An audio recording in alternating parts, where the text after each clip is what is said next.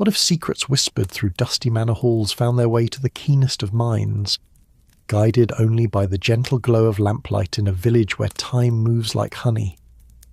Welcome to What If Sleepstorian, where what if whispers timeless tales into dreams. Breathe deeply, let your mind soften and drift into tonight's gentle story. So dim the lights, find your most comfortable position, and let these whispered narratives carry you softly towards sleep. If this tale finds you wandering through England's sleepy villages, I'd love to know, where in the world are you listening from? Are you a fellow night owl, a mystery lover, or just chasing rest with a curious mind? Share in the comments below. Give it a like and subscribe, but only if you genuinely like what I do here. In the gentle embrace of the 1930s, when England wore her countryside like a well-loved cardigan, soft and familiar, there existed a village that seemed to have been painted by time itself with the most tender of brushstrokes.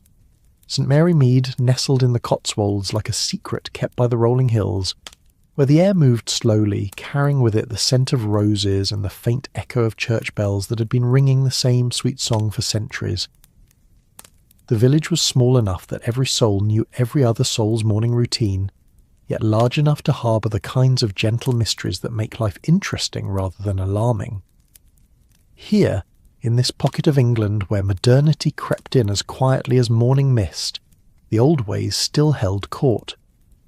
Women wore their hats to church with the solemnity of knights donning armour, and men tipped their caps with the precision of clockwork.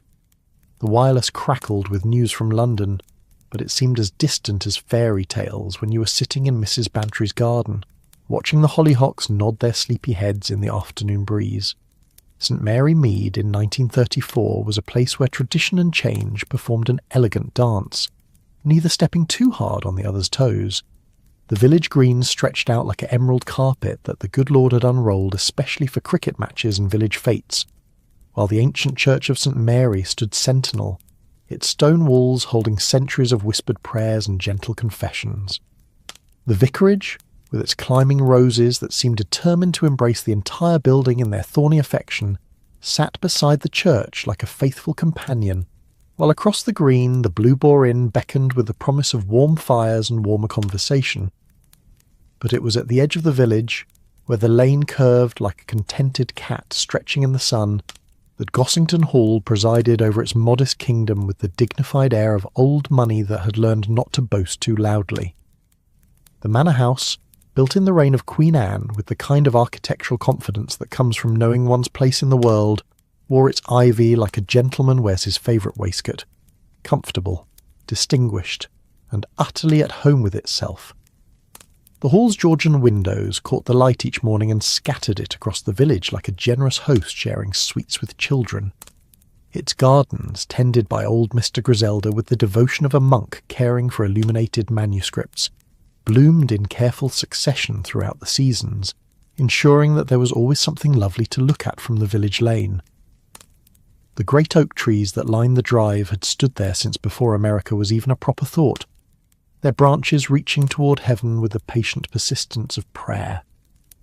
Inside the hall, the rooms breathed with the quiet rhythm of a house that had learned to pace itself over centuries.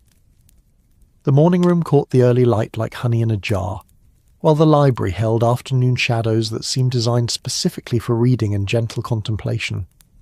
The drawing room, with its chintz and mahogany, invited conversations that moved at the speed of well-steeped tea, and the dining room presided over meals with the formal courtesy of a bygone era that still remembered how to treat food as more than mere fuel. It was in this setting, where time moved like cream through coffee, that the residents of St Mary Mead lived their lives with the comfortable certainty that comes from knowing one's place in an ordered world. They were a collection of souls who had found their rhythm in the gentle dance of English village life. The postman who knew everyone's correspondence patterns better than they knew them themselves, the baker whose bread rose with the punctuality of sunrise, the doctor whose bedside manner was seasoned with the wisdom that comes from treating 3 generations of the same families, and among them, moving through the village with the quiet authority of someone who had learned to see beyond the surface of things, lived Miss Jane Marple, Miss Marple, though she would have blushed at anyone calling her remarkable, possessed the kind of mind that worked like a perfectly tended garden. On the surface, everything appeared orderly and conventional, with neat rows of thoughts arranged in proper sequence. But underneath, in the rich soil of her consciousness, connections grew in the most unexpected directions, sending roots deep into human nature and sprouting insights that bloomed at precisely the right moment. She was a woman of 70-odd years, though she moved through the world with the spry determination of someone who had long ago decided that age was more a state of mind than a condition of the body. Her white hair, always impeccably pinned beneath hats that seemed to have been chosen by committees of sparrows, framed a face that had been gently sculpted by decades of careful observation and kindly wisdom. Her eyes, pale blue as a winter sky, held the sort of gentle intelligence that made people instinctively want to tell her their troubles, often without quite understanding why. Miss Marple's hands were the hands of someone who had spent a lifetime in useful occupation, knitting needles that clicked with the rhythm of thought, garden tools that knew their way around both roses and human nature, and teacups that had been lifted in countless conversations where the real meaning lay not in words spoken, but in the pauses between them. She dressed with the careful attention of someone who understood that appearance was a form of courtesy to one's neighbours, favouring tweeds that had aged gracefully and cardigans that provided both warmth and respectability. Her cottage, nestled on the village lane with the modest pride of a woman who knows her worth without needing to advertise it, reflected its owner's character in every carefully tended detail. The garden bloomed in succession throughout the seasons, not through accident, but through the kind of patient planning that comes from understanding the natural order of things.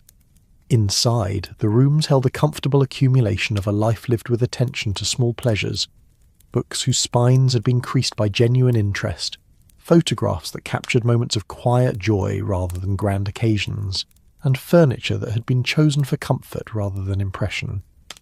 But it was Miss Marple's particular gift, though she would have been the first to deny it was anything more than common sense seasoned with experience, to see the patterns that connected human behaviour across all boundaries of class and circumstance. She had learned, through decades of careful observation, that the human heart beats with remarkably similar rhythms, whether it resides in a duchess or a dairymaid. The same passions that drive a parlour-maid to pilfer sugar lumps will drive a banker to embezzle thousands, scaled up in scope but identical in essence. The jealousy that makes neighbours quarrel over garden boundaries operates by the same principles as the envy that topples governments, and the love that makes a young couple walk hand in hand down country lanes follows the same ancient patterns as the devotion that keeps married couples together through decades of shared breakfast conversation. This understanding, combined with a native intelligence that had been sharpened by years of careful attention to the small dramas of village life, made Miss Marple uniquely equipped to untangle the sorts of mysteries that arise when human nature encounters opportunity and decides to take liberties with conventional morality. She approached such puzzles not with the dramatic flourishes favoured by consulting detectives from London, but with the patient methodology of someone who had learned to read human behaviour the way a gardener reads the soil, looking for the subtle signs that indicate what lies beneath the surface. On this particular October morning in 1934, when the leaves had begun their annual transformation from green propriety to autumn's more flamboyant palette, St. Mary Mead woke to the kind of crisp clarity that makes the English countryside look as though it had been designed by angels with an eye for comfortable beauty. The air carried the scent of wood smoke and the last roses of the season, while overhead the sky wore that particular shade of blue that seems reserved exclusively for October mornings, when the world is settling into autumn's gentle embrace. Miss Marple, who had always been an early riser by both inclination and habit, stood in her garden with the morning mist still clinging to the hollyhocks like sleepy children reluctant to start the day. She was examining her late-blooming chrysanthemums with the attention of someone who understood that the secret to successful gardening lay not in grand gestures, but in daily attention to small details. The flowers, golden and bronze as autumn leaves, nodded their heavy heads in the gentle breeze, secure in the knowledge that they had been planted by hands that understood both their needs and their nature. The morning's peace, however, was destined to be disturbed, though in the gentle way that St. Mary Mead preferred its disturbances, like ripples spreading across a pond rather than waves crashing against rocks. It began with the sound of rapid footsteps on the village lane, moving with the kind of urgency that was unusual in a place where haste was generally considered a symptom of poor planning rather than efficiency. Young Mr. Raymond West, Miss Marple's nephew, a writer whose metropolitan sophistication hadn't quite managed to eclipse his fundamental decency, appeared around the curve in the lane with the breathless determination of someone bearing news that simply couldn't wait for proper visiting hours. His face, usually arranged in the carefully casual expression favoured by literary gentlemen, wore instead the slightly wild look of someone who had encountered something that didn't fit into any of his neat categories for understanding the world. "Aunt Jane," he called, his voice carrying across the morning air with the kind of urgency that made the sparrows pause in their breakfast conversations. "You must come at once. There's been the most extraordinary discovery at Gossington Hall." Miss Marple set down her gardening shears with the deliberate care of someone who had learned that reactions shaped by haste were rarely as useful as those seasoned with thought. She looked at her nephew with the patient attention she accorded all forms of human distress, noting the way his usually perfectly arranged hair had been disturbed by his rapid journey, the flush in his cheeks that spoke of genuine excitement rather than mere authorial drama, and the brightness in his eyes that suggested he had encountered something that had captured his imagination entirely. "What sort of discovery, dear?" she asked, her voice carrying the gentle authority that had been developed through decades of dealing with everything from neighbourhood cats to neighbourhood scandals. "And shall I bring my knitting?" I find that serious conversations often benefit from the calming influence of productive handwork. Raymond laughed, a sound that held both affection and exasperation in equal measure. "Aunt Jane, this is serious. Mrs. Bantry sent me to fetch you immediately. They found something at the Hall, something that changes everything about the Hartwell inheritance. The whole village is in an uproar, though admittedly a very polite uproar." Miss Marple considered this information with the methodical approach she applied to all puzzles, whether they involved dropped stitches in her knitting or dropped clues in human behaviour. The Hartwell inheritance had been a source of gentle speculation in St. Mary Mead for the better part of 2 years, ever since old Colonel Hartwell had passed away in his sleep, leaving behind a will that had satisfied no one and confused everyone. The Colonel, who had lived at Gossington Hall with the punctilious attention to routine that characterised retired military men, had been a familiar figure in the village for nearly 3 decades, arriving each morning at precisely 9:30 for his constitutional walk and departing each evening at 6:15 for his solitary dinner. His will, when it had been read in the stuffy chambers of Messrs. Pemberton and associates in Much Benham, had been notable primarily for what it didn't say rather than what it did. The bulk of his estate had been left to his great-nephew, a young man named Geoffrey Hartwell, who had visited the Hall exactly twice in 30 years, and had shown no particular interest in either the property or his great-uncle's welfare. The Colonel's long-time housekeeper, Mrs. Elm, who had tended to his needs with the devoted efficiency of a well-wound clock for 27 years, had been left a modest pension and the contents of the kitchen.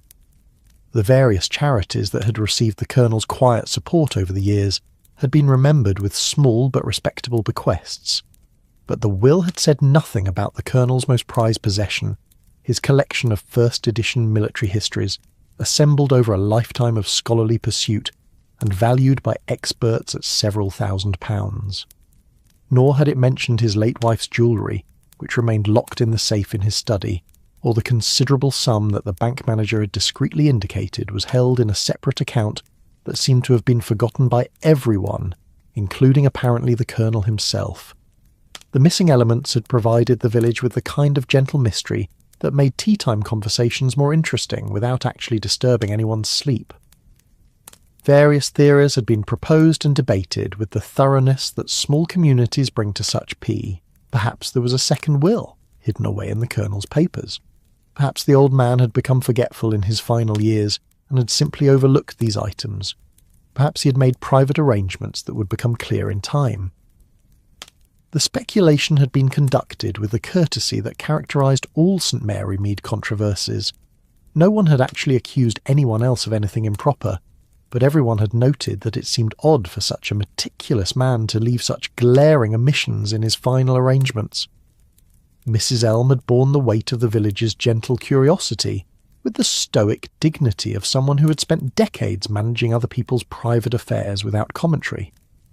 Young Geoffrey Hartwell had inherited the hall and promptly arranged for its contents to be catalogued and sold, displaying the kind of efficient disinterest that confirmed the villagers' suspicions that he cared more about the property's monetary value than its emotional significance.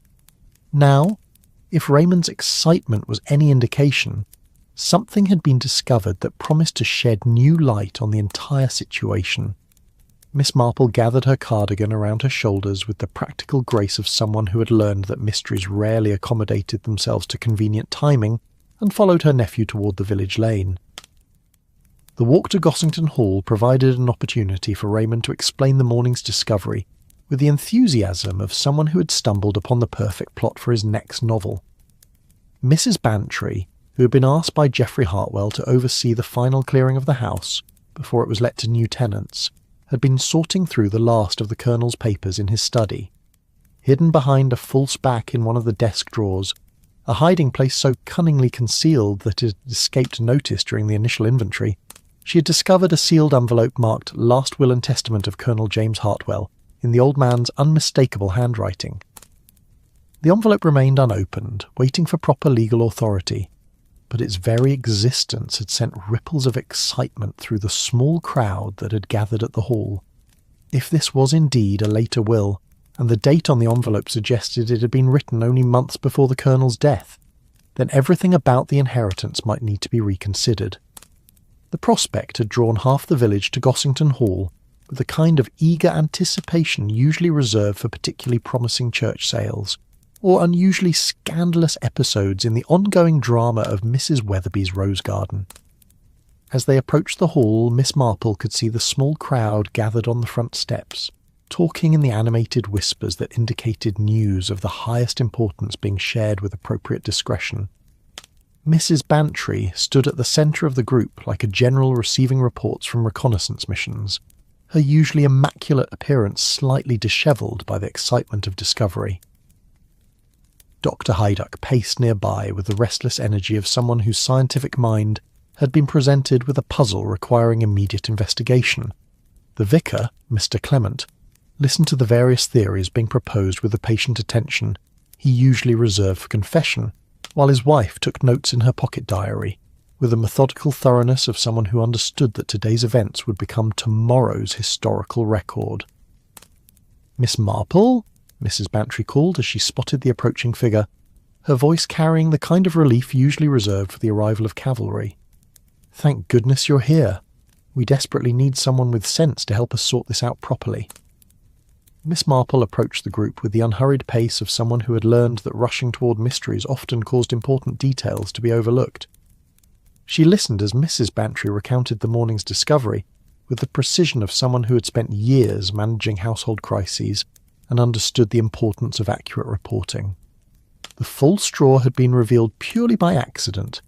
Mrs. Bantry had been removing the desk's contents for packing when one of the drawers had stuck, and her attempts to dislodge it had triggered the hidden mechanism that revealed the concealed compartment.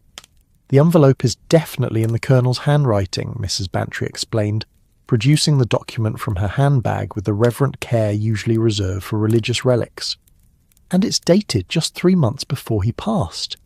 But we can't possibly open it without proper legal supervision."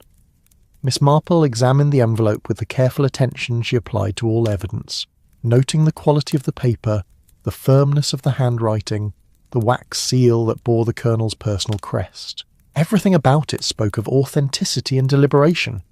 This was not the hasty scrawl of a dying man's confused thoughts, but the careful documentation of someone who had given considerable thought to his final arrangements.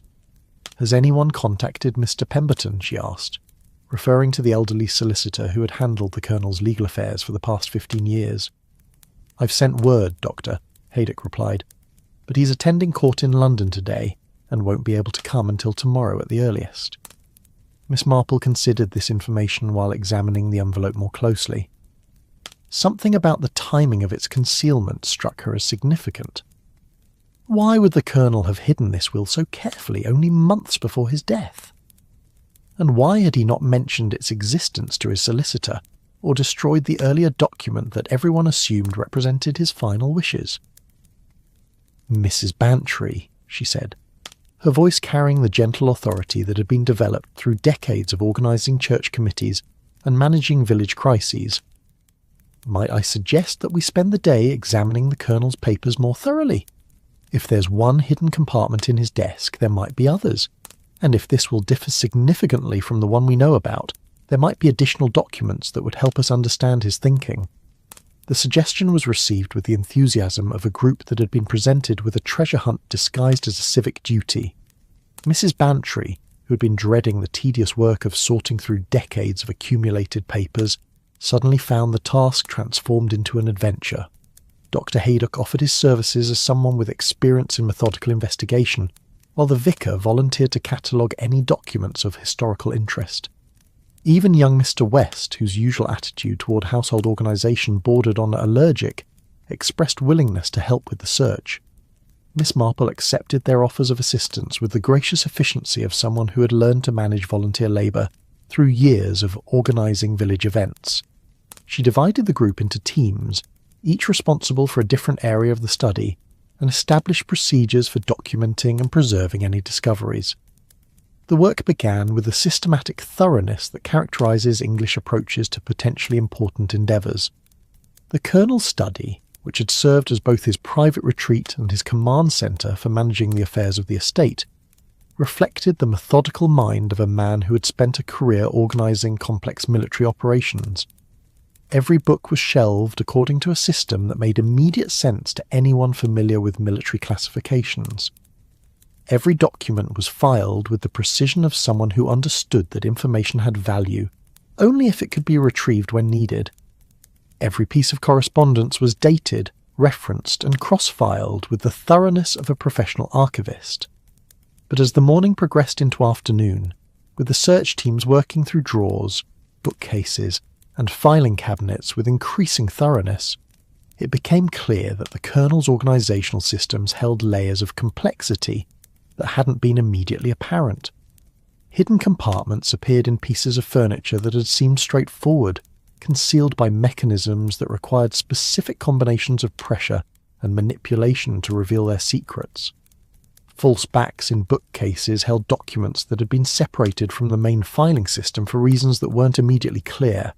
Secret panels in the walls, disguised behind portraits of long-dead military heroes, contained materials that seemed to represent a completely parallel record-keeping system. The afternoon light filtering through the study's tall windows illuminated an increasingly complex picture of Colonel Hartwell's final years. Rather than the simple, straightforward existence that the village had observed, there emerged evidence of a man engaged in activities that required considerable secrecy and planning. Correspondence with banks in London suggested financial arrangements far more complex than the modest estate described in his known will. Letters from solicitors other than Mr. Pemberton indicated legal consultations that had never been mentioned in the village. Most intriguingly, a series of documents in the Colonel's handwriting outlined what appeared to be a comprehensive plan for distributing his wealth in ways that bore no resemblance to the provisions of his official will. Miss Marple, who had been working through a collection of the Colonel's personal correspondence with the patient attention of someone reading a particularly complex novel, paused when she encountered a series of letters that seemed to represent an entirely different side of the man the village had known. The Colonel, it appeared, had been conducting a secret correspondence with a charitable organisation in London that worked with veterans who had fallen on hard times. Not only had he been providing financial support, far more generous than anyone in St. Mary Mead had suspected, but he had also been personally involved in identifying deserving recipients and monitoring the effectiveness of the aid provided. More surprising still, the letters revealed that the Colonel had been planning to establish a foundation that would continue this work after his death, using the bulk of his estate to create a permanent endowment for veteran assistance. The correspondence outlined detailed discussions with lawyers, accountants, and charity administrators about the most effective ways to structure such an organisation. The plans were far advanced, with legal documents prepared and financial arrangements nearly complete. But nowhere in this extensive correspondence was there any mention of Geoffrey Hartwell or the inheritance that had been so prominently featured in the Colonel's official will. Instead, the document suggested that the young man had been intended to receive only a modest bequest, enough to acknowledge the family connection without compromising the larger charitable purposes that had become the Colonel's primary concern in his final years. As the afternoon shadows lengthened across the study floor, the search teams began to piece together a picture that was both more complex and more poignant than anyone had expected. The Colonel, far from being the simple, routine-bound old soldier that the village had assumed, had been engaged in a careful balancing act between public expectations and private purposes. His daily walks, his predictable habits, his seemingly conventional lifestyle had provided cover for activities that revealed a man of considerable depth and generous impulses. But they also revealed a man caught between conflicting obligations. His correspondence included several drafts of letters to Geoffrey Hartwell, attempts to explain his intentions that had apparently never been sent. The language was careful, diplomatic, but also clearly troubled.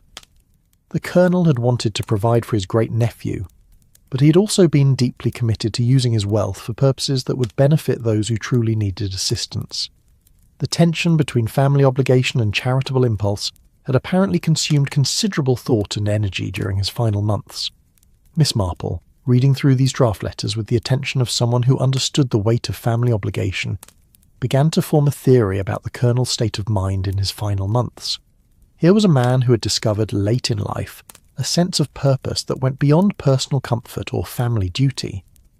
His work with veteran charities had given him a connection to causes larger than his own modest needs, but he had also been raised in a tradition that emphasized family responsibility and proper inheritance practices. The hidden will, she suspected, represented his attempt to resolve this conflict, to honour both his charitable impulses and his family obligations in ways that might not have been possible through conventional legal arrangements. But something had prevented him from implementing these plans, leaving behind the confusing mixture of official and secret documents that now confronted the search teams. Dr. Haydock, who had been working through a collection of medical records and personal health documents, discovered what might have been the explanation. Hidden among the Colonel's private papers was a series of letters from a London specialist, describing a condition that would have made the old man increasingly forgetful and confused during his final months. The progression outlined in the medical correspondence suggested that the Colonel might have been losing the mental clarity needed to manage the complex legal arrangements he'd been planning. The tragedy became clear as the pieces fell into place. The Colonel had been working toward charitable bequests that would have honoured his deepest convictions while still providing for his family responsibilities. But the illness that ultimately claimed his life had also robbed him of the ability to complete these arrangements. The official will that everyone knew about had been an earlier document, created before his charitable plans had fully developed. The hidden will that Mrs. Bantry had discovered probably represented his final attempts to implement his true wishes, but circumstances had prevented him from ensuring its proper legal recognition. As the search teams completed their work and began the process of cataloguing their discoveries, Miss Marple found herself dealing with a mystery that was more human tragedy than criminal conspiracy. The Colonel's story was not one of deliberate deception or malicious intent, but rather of good intentions complicated by failing health and insufficient time to complete worthy plans. But there remained the question of what should be done with their discoveries.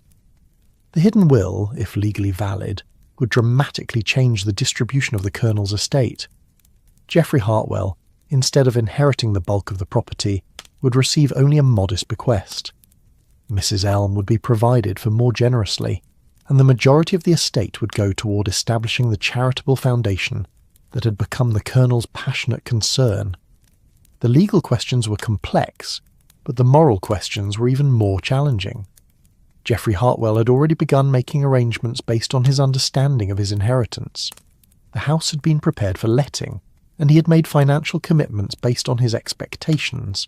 If the hidden will proved valid, these arrangements would need to be completely reconsidered. More broadly, there was the question of whether the Colonel's charitable intentions should be honoured, even if the legal documents proved insufficient to enforce them. The correspondence made his wishes abundantly clear, even if the formal requirements for implementing them had not been completed. Did the village, and particularly those who had known and respected the Colonel, have an obligation to try to fulfil his true desires, even if they lacked legal standing? Miss Marple, who had been listening to these debates with a patient attention she accorded all moral complexities, found herself thinking about the nature of inheritance and obligation. Legal documents, she reflected, were tools for implementing human intentions, but they were not always adequate to capture the full complexity of human desires. The Colonel's situation illustrated the gap that could exist between what someone truly wanted and what they were able to arrange through conventional legal means. As evening approached and the search teams prepared to lock up their discoveries, pending Mr. Pemberton's arrival, Miss Marple made a suggestion that reflected her understanding of both legal proprieties and human decencies. Rather than waiting for the lawyers to sort out the competing claims, she proposed that someone approach Geoffrey Hartwell directly and explain the situation that had been discovered. Young men, in her experience, were often more generous and flexible than their elders assumed, particularly when presented with appeals to honour the worthy intentions of deceased relatives. The suggestion was received with the kind of enthusiasm that indicated everyone had been hoping someone else would propose exactly this course of action. Geoffrey Hartwell, who was staying at the Blue Boar while supervising the final arrangements for the house, could be approached that very evening. If he proved understanding about his great-uncle's charitable intentions, many of the legal complications might be resolved through voluntary cooperation rather than courtroom battles. Mrs. Bantry volunteered to make the initial approach, her social standing and long acquaintance with the family providing appropriate credentials for such a delicate conversation. Dr. Haydock offered to accompany her, his professional reputation lending additional weight to their presentation of the medical evidence that explained the Colonel's apparent confusion in his final months. The vicar agreed to be available if questions arose about the charitable organisations that would benefit from the Colonel's plans. Miss Marple, whose role in the day's discoveries had been more observational than active, offered to remain at the hall to secure the documents and ensure that nothing was disturbed before the solicitor's arrival. This arrangement suited everyone's sense of what was proper and practical, and the group dispersed with the satisfaction of people who had spent a day in useful and interesting occupation. Left alone in the Colonel's study as twilight settled over St. Mary Mead, Miss Marple took the opportunity to review the day's discoveries, with the quiet thoroughness that characterised her approach to complex problems. She moved through the rooms slowly, examining not just the documents that had been found, but the spaces where they had been hidden, the furniture that had concealed them, and the overall organisation that had governed the Colonel's private life. What emerged from this careful examination was a picture of a man who had lived with considerable internal complexity beneath a surface of conventional simplicity. The Colonel's daily routines, his predictable habits, his apparent contentment with small-town retirement had provided a facade that concealed a much more active and engaged inner life. His charitable work, his legal planning, his careful attention to the welfare of people he had never met but felt responsible for helping, revealed someone whose sense of duty extended far beyond the conventional boundaries of family and community. But the hiding places themselves told a story that was both touching and slightly troubling. The elaborate concealment, the multiple layers of secrecy, the parallel record-keeping systems suggested a man who had felt compelled to keep his most important activities hidden from the very community where he lived. Whether this secrecy had been motivated by modesty, by uncertainty about others' reactions, or by some deeper sense of conflict between his public and private selves, it had clearly been a source of considerable effort and anxiety. Miss Marple, who had spent decades observing the ways that people managed the tensions between their public faces and private truths, recognised in the Colonel's arrangements the signs of someone who had never quite found a way to integrate the different aspects of his identity. His military background had taught him the value of discipline and discretion, but it might also have made it difficult for him to share his gentler impulses with others who knew him primarily as a man of duty and authority. The hidden will itself, when she examined it more closely in the quiet of the empty study, proved to be a document of considerable thoughtfulness and legal sophistication.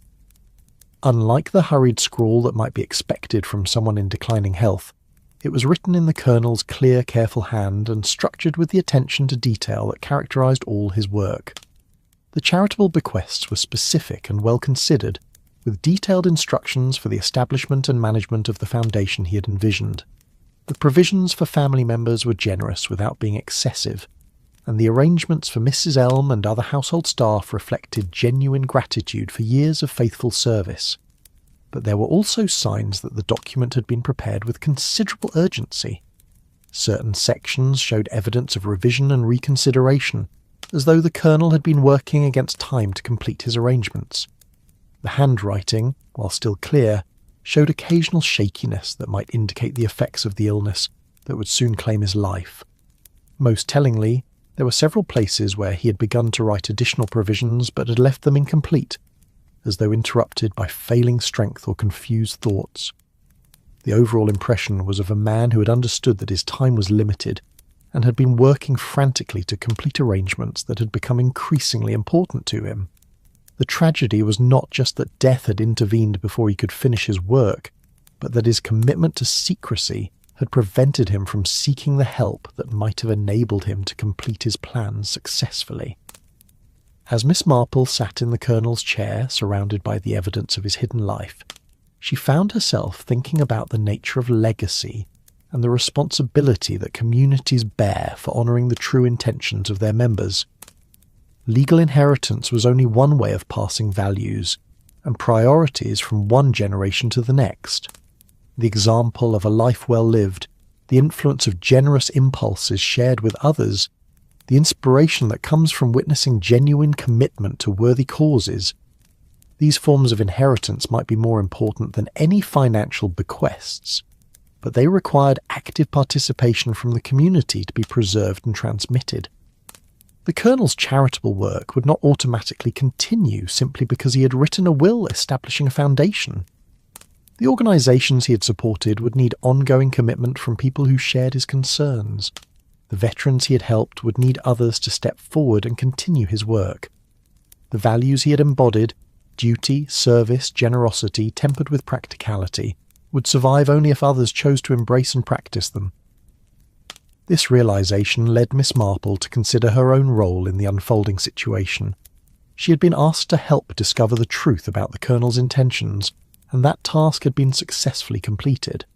But discovering truth was only the first step in a process that would require considerable wisdom and diplomacy to complete successfully. The legal questions surrounding the competing wills would ultimately be resolved by solicitors and courts, but the human questions about honouring the Colonel's values and continuing his charitable work would need to be addressed by the community that had known and respected him. The sound of approaching footsteps on the gravel drive interrupted her contemplations. Through the study windows she could see Mrs. Bantry and Dr. Haydock returning from their meeting with Geoffrey Hartwell, their faces showing the satisfaction of people who had accomplished a difficult task successfully. Behind them came a younger man who could only be Geoffrey himself, his posture and gait suggesting someone who had received surprising news and was still processing its implications.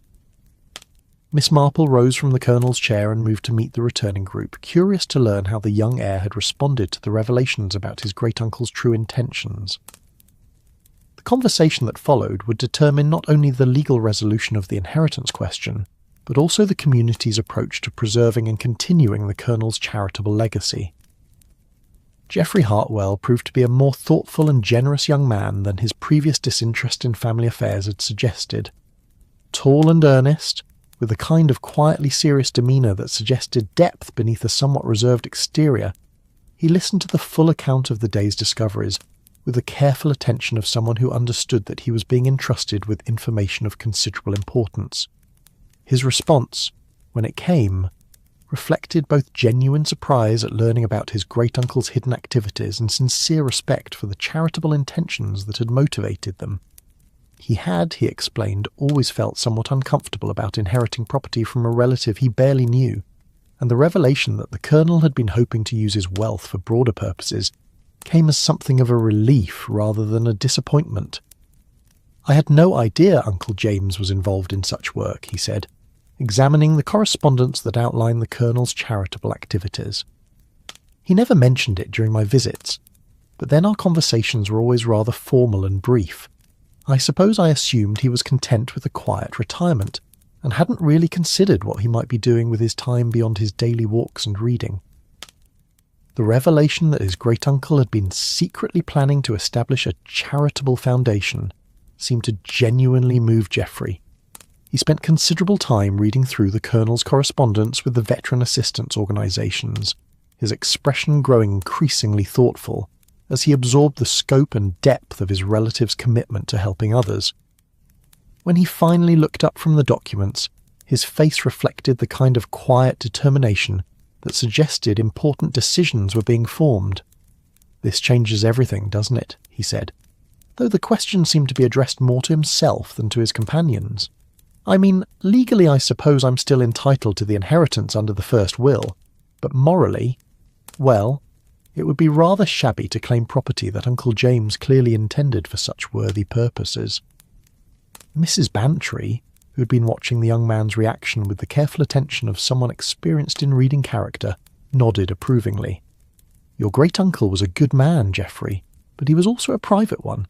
I think he would have been embarrassed to have his charitable work discussed openly in the village, but that doesn't make it any less important or any less deserving of respect." Dr. Haydock, who had been examining the medical correspondence that documented the Colonel's declining health, added his professional perspective to the conversation.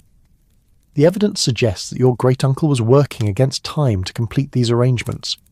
His condition was progressive, and he would have known that his ability to manage complex legal matters was diminishing.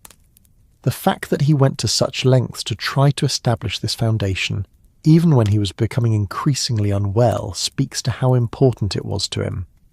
Geoffrey nodded slowly, then turned to Miss Marple with the kind of respectful attention that young people sometimes accord to their elders when seeking guidance on matters of genuine importance. "Miss Marple, you've had more experience with these sorts of situations than the rest of us. What do you think would be the right thing to do?" Miss Marple, who had been listening to the conversation with the patient attention she accorded all questions of moral complexity, considered her response carefully.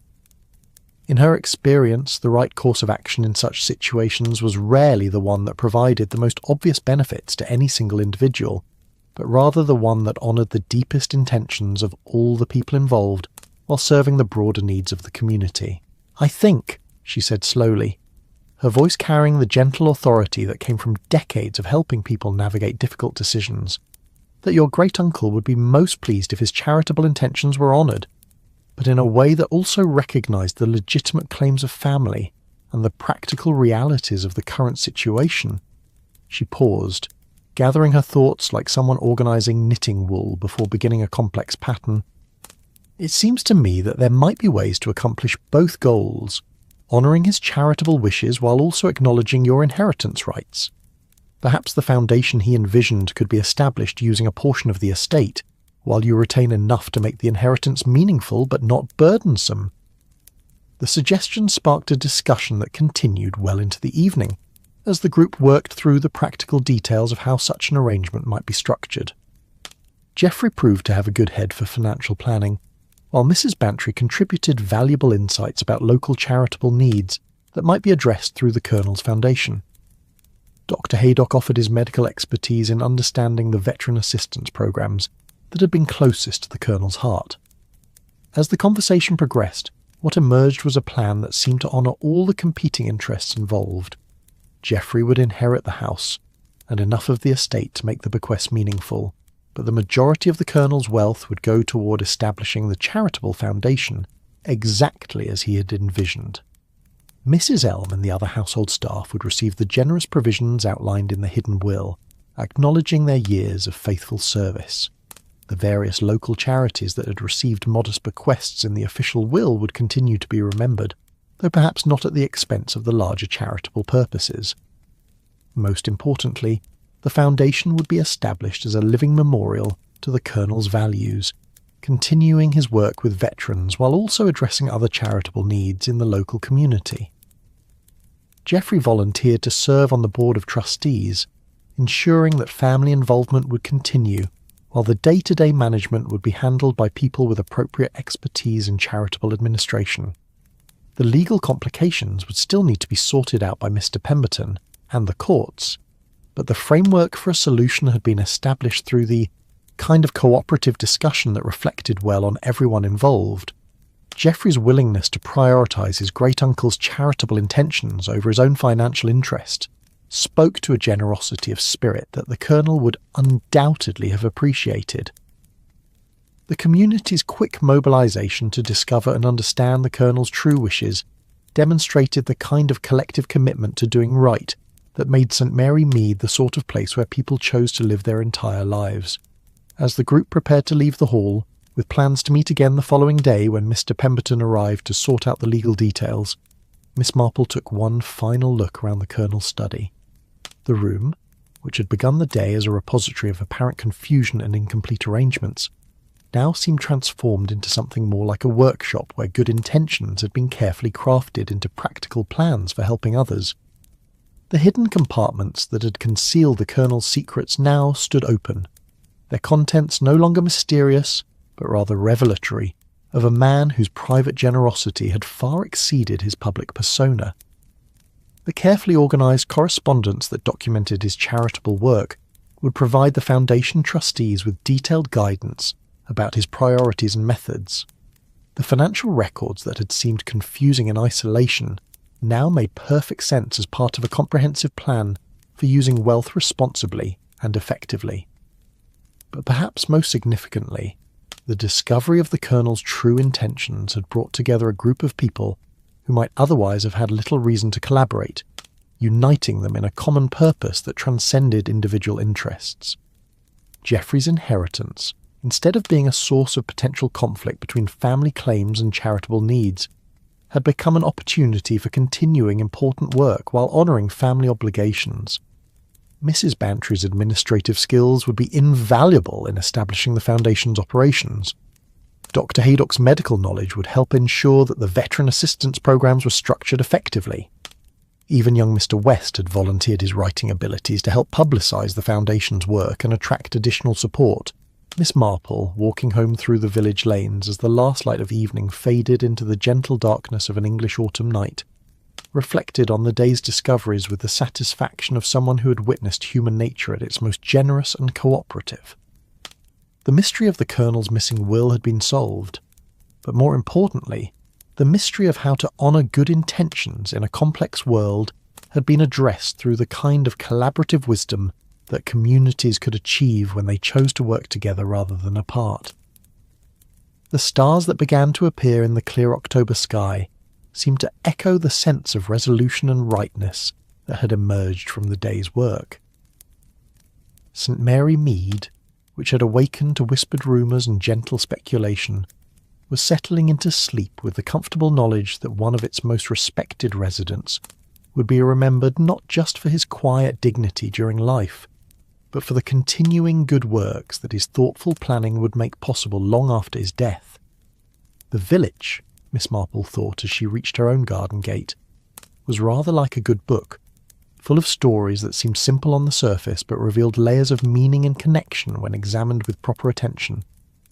The Colonel's story was ending, but in the best possible way, with his values and priorities being passed on to people who would cherish and continue them, and that, she reflected as she prepared for her own well-earned rest, was perhaps the most satisfying kind of mystery resolution, one that honoured the past while building foundations for future good works. In the weeks that followed, as autumn deepened into winter and the village settled into its seasonal rhythms, the Colonel Hartwell Foundation took shape with the kind of quiet efficiency that characterised all successful St Mary Mead endeavours. Mr. Pemberton, when he arrived to sort out the legal complexities, proved remarkably accommodating to the collaborative solution that had been proposed. The courts accepted Geoffrey's voluntary reduction of his inheritance in favour of the charitable foundation, particularly when presented with clear evidence of the Colonel's intentions and the unanimous support of all interested parties. Mrs. Elm, who had spent 27 years managing the Colonel's household with unobtrusive efficiency, found herself appointed as the Foundation's first administrator, a position that recognised both her intimate knowledge of the Colonel's charitable interests and her proven ability to manage complex arrangements with minimal supervision. Her first task was to contact the various veteran assistance organisations that the Colonel had been supporting, ensuring that his death would not interrupt the aid that these programs provided to people who truly needed help. Geoffrey Hartwell, meanwhile, settled into his role as a trustee with the enthusiasm of someone who had discovered a purpose that suited both his abilities and his conscience. He divided his time between London, where his business interests required attention, and St Mary Mead, where the Foundation's work was becoming an increasingly important part of the community's identity. The house at Gossington Hall, rather than being let to strangers, became the Foundation's headquarters, its rooms filled once again with the kind of purposeful activity that the Colonel would have appreciated. Dr. Haydock contributed his medical expertise to developing programs specifically designed to address the health needs of veterans, while Mrs. Bantry's organisational skills proved invaluable in coordinating between the various charitable organisations that benefited from the Foundation's support. The vicar, Mr. Clement, helped identify local needs that could be addressed through the Foundation's resources, and even young Mr. West found himself writing articles for London magazines about rural charitable work, helping to attract additional support and recognition for the Foundation's activities. Miss Marple, whose role in solving the mystery of the Colonel's intentions had made her something of a village celebrity, characteristically declined any formal involvement with the Foundation, but remained available for consultation whenever complex problems required the kind of patient, observant wisdom that she had demonstrated during the crisis. Her garden continued to bloom in its seasonal succession, her knitting needles continued to click with their thoughtful rhythm, and her morning walks continued to provide opportunities for the kind of gentle observation that kept her informed about the welfare of her neighbours and their various concerns. But perhaps the most satisfying development was the way that the Colonel's example inspired others in the village to consider their own legacies and responsibilities. Mrs. Weatherby, who had been feuding with her neighbour over rose garden boundaries for the better part of 3 years, suddenly found herself wondering what the Colonel would have thought about such petty disputes, and quietly arranged a reconciliation tea that restored neighbourhood harmony.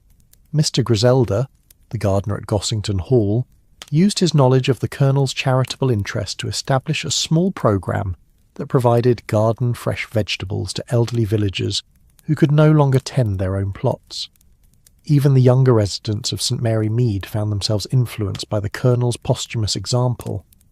The village's teenagers, who had previously shown little interest in community affairs beyond the annual cricket match and summer fete, began volunteering to help with Foundation activities, discovering in the process that adult concerns could be both interesting and personally rewarding when approached with proper guidance and clear purposes.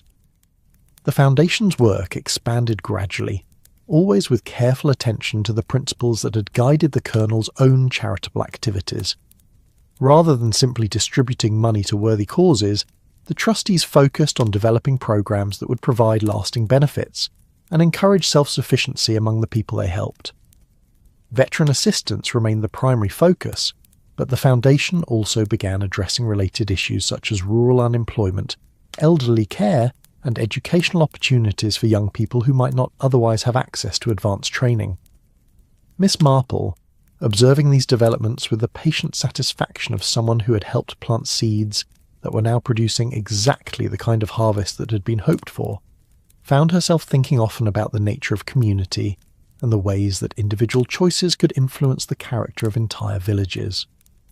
The Colonel's decision to dedicate his wealth to charitable purposes had not only helped the specific people who benefited from Foundation programs, but had also created a model of generous civic engagement that others were inspired to follow in their own ways. The mystery of the Colonel's missing will had been solved, but its resolution had generated ongoing mysteries about how communities could work together to address problems that were too large for individual efforts, but too local for distant bureaucratic solutions. The Foundation provided a framework for collective action that honoured both traditional values of mutual assistance and modern understanding of effective charitable administration. As winter gave way to spring, and the Foundation completed its first full year of operations, St Mary Mead found itself subtly but significantly changed by the Colonel's legacy. The village remained recognisably itself, the same comfortable collection of cottages and gardens, the same predictable rhythms of market days and church services, the same cast of characters pursuing their familiar routines with undiminished enthusiasm. But underneath these surface continuities, there was a new sense of purpose and possibility that influenced everything from local politics to neighbourhood relationships.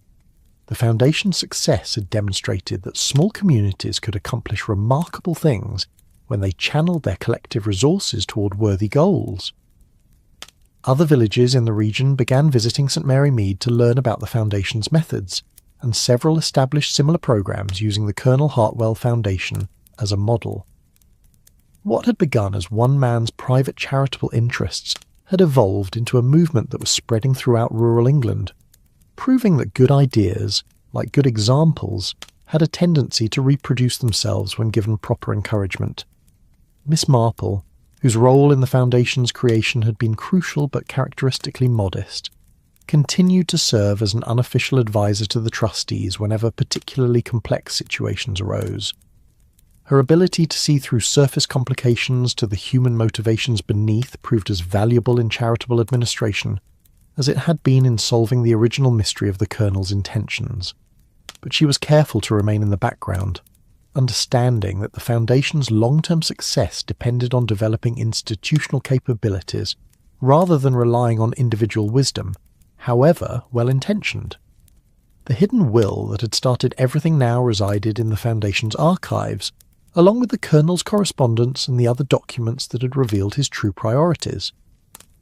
Occasionally, when new trustees joined the board, or when particularly difficult decisions needed to be made, these materials were consulted as a reminder of the principles that had guided the Foundation's establishment. The Colonel's careful handwriting, his thoughtful planning, his generous impulses tempered with practical wisdom, continued to influence the Foundation's work years after his death. But perhaps the most lasting legacy was not the specific charitable programs that the Foundation supported, but rather the example it provided of how communities could honour their best members by continuing their most important work. The Colonel's story had become part of St Mary Mead's collective memory, told and retold in ways that emphasised the values of service, generosity, and quiet determination that had characterised his life. Young people growing up in the village learned about the importance of thinking beyond immediate personal interests to consider how their actions might benefit others, not through formal lectures, but through the ongoing example of a community that had chosen to organise itself around such principles. As another autumn arrived, marking the second anniversary of the Colonel's death and the Foundation's continuing growth, Miss Marple found herself once again walking through the village lanes in the gentle evening light, observing the seasonal changes that marked the passage of time while noting the deeper continuities that provided stability and meaning to community life. The gardens showed the results of another year's patient cultivation.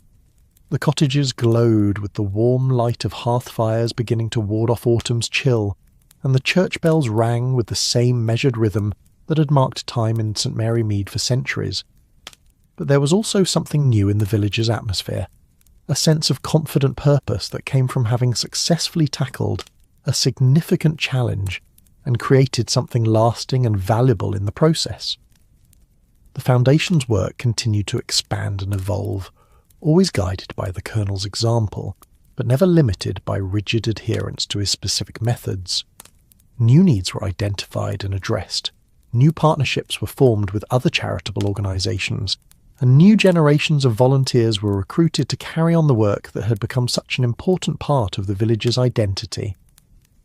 The mystery of the whispered will had been solved, but its solution had generated ongoing stories of community cooperation, individual growth, and collective achievement that would continue for as long as people chose to honour the values that the Colonel had embodied.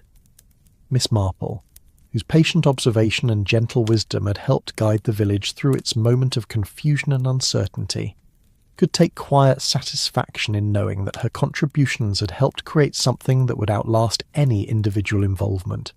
In the deepening twilight, As the first stars appeared in the clear autumn sky, and the village settled into the peaceful rhythms of evening, St. Mary Mead rested secure in the knowledge that it had successfully navigated the challenges presented by one man's hidden generosity and had emerged stronger, more unified, and more purposeful as a result.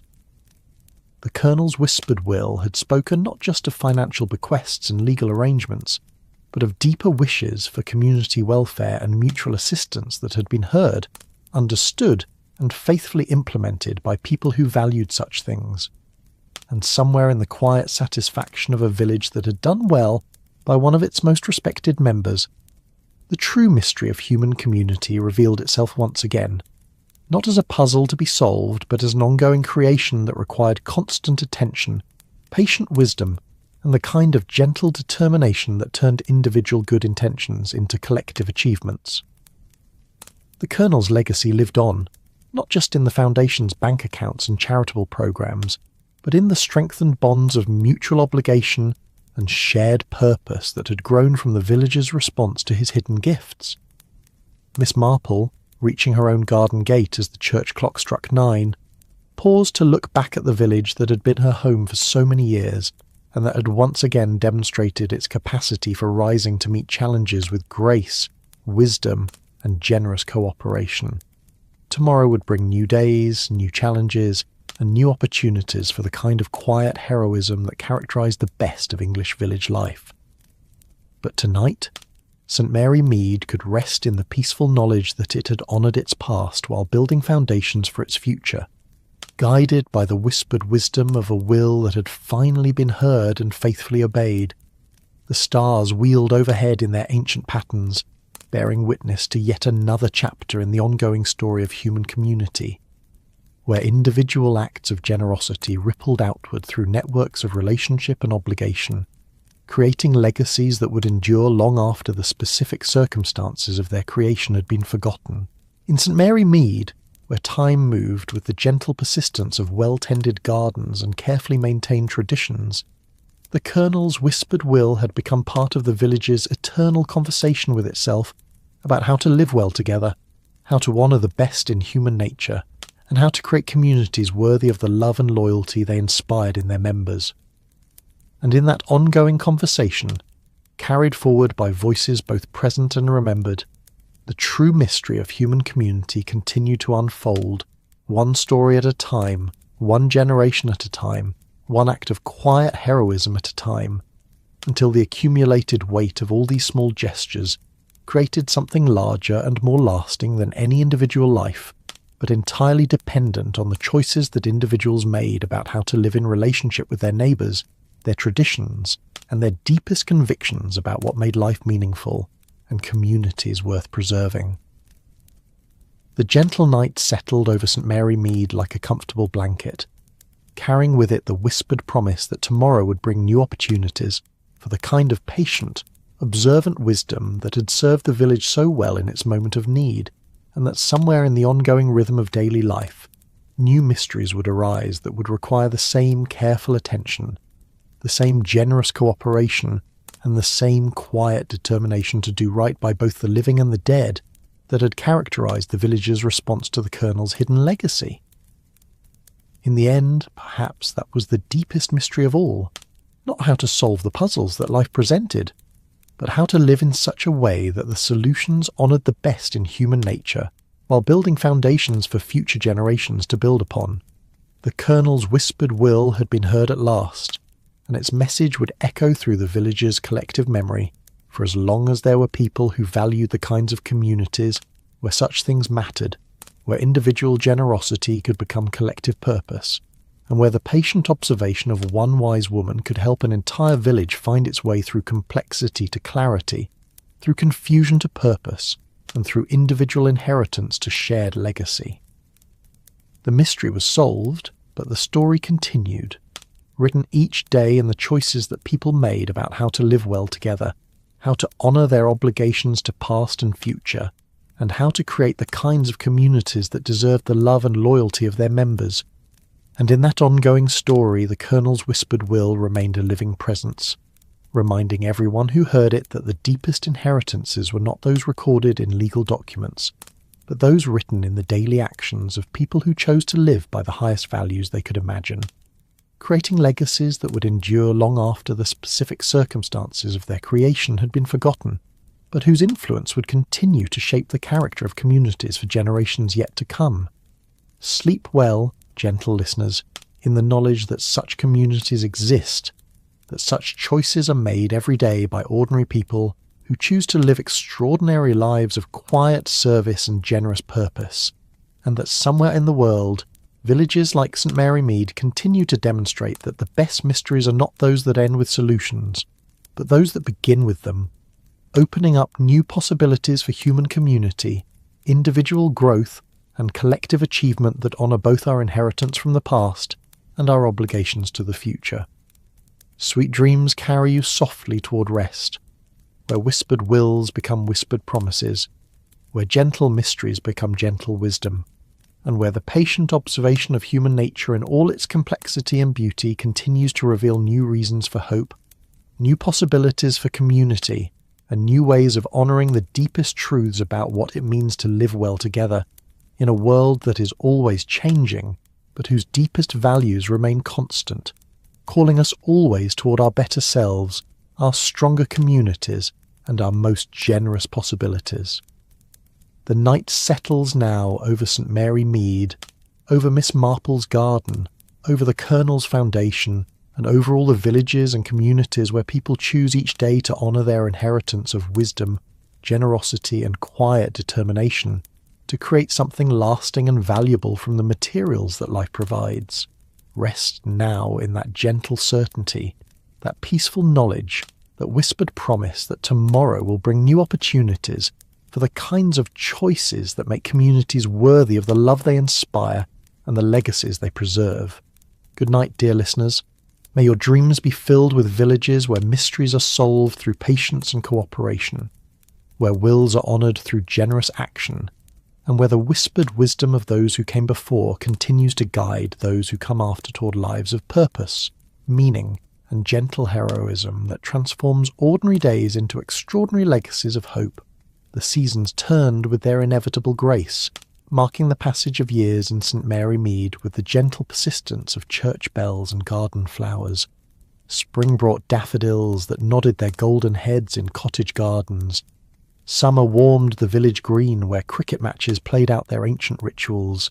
Autumn painted the countryside in shades of amber and crimson, and winter wrapped the village in the comfortable silence of snow-covered lanes and frost-sparkled windows. Through all these seasonal changes, the Colonel Hartwell Foundation continued its quiet work, growing and evolving like the carefully tended gardens that surrounded the village cottages. Each year brought new challenges and new opportunities, new people to help and new ways of helping them, new partnerships with other charitable organisations and new methods of addressing the complex problems that faced veterans and their families throughout rural England. Miss Marple, now approaching her 75th birthday, with the serene dignity of someone who had lived long enough to see the full circle of many human stories, continued her daily walks through the village lanes, observing the changes and continuities that mark the passage of time in a community that had learned to honour both tradition and progress.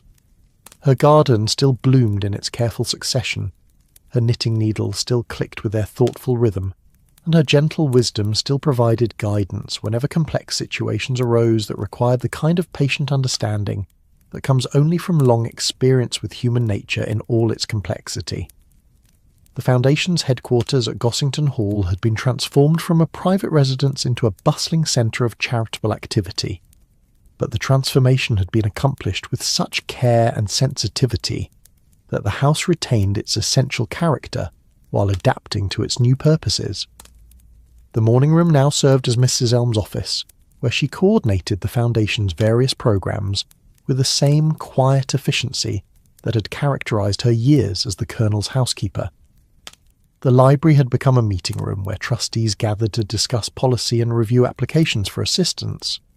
The drawing room hosted the monthly tea parties where Foundation volunteers gathered to share information and coordinate their efforts. But perhaps most significantly, the Colonel's former study had been preserved exactly as he had left it. serving as both a memorial to his memory and a reminder of the values that had inspired the Foundation's creation. Visitors often paused in the doorway of that room, absorbing the atmosphere of quiet scholarship and gentle determination that still seemed to emanate from the carefully organised bookshelves and the desk where so many thoughtful letters had been written to people in need of assistance. Geoffrey Hartwell had grown into his role as Foundation trustee with the kind of natural authority that comes from combining genuine concern for others with practical experience in managing complex affairs. His business background proved invaluable in establishing the financial structures that allowed the Foundation to operate efficiently while maintaining the highest standards of accountability and transparency. But more importantly, his personal commitment to honouring his great-uncle's memory had evolved into a deep understanding of the charitable principles that guided the Foundation's work. The Foundation's impact extended far beyond the specific individuals and families who received direct assistance. The veteran assistance programs had become models that were studied and copied by charitable organisations throughout England. The educational initiatives had helped dozens of young people from rural communities gain access to training and opportunities that would have been impossible without Foundation support. The elderly care programs had enabled countless senior citizens to remain in their own homes and communities, rather than being forced into institutional care far from family and friends. But perhaps the most important impact was the way that the Foundation's work had influenced the character of St Mary Mead itself. The village had always been a place where neighbours looked out for one another, but the Foundation had provided a framework for extending that care and concern to people and communities far beyond the village boundaries. Local residents had discovered that contributing to worthy causes could be both personally satisfying and socially beneficial, creating networks of mutual support that strengthened the entire community. Mrs. Bantry, whose organisational skills had proved essential during the Foundation's early years, had become something of an expert on rural charitable administration, frequently consulted by other communities that wanted to establish similar programs. Her monthly reports to the Foundation Board were models of clarity and comprehensiveness, documenting not just the statistical measures of the Foundation's success, but also the human stories that gave meaning to those numbers. Each report included letters from grateful recipients, updates on ongoing programs, and suggestions for new initiatives that might address emerging needs. Dr. Haydock's medical expertise had been instrumental in developing the Foundation's health-related programs, which had expanded to include not just direct assistance to veterans, but also research into the particular health challenges faced by rural communities. His collaboration with medical schools and teaching hospitals had created opportunities for young doctors to gain experience in rural practice, while providing enhanced medical services to underserved populations.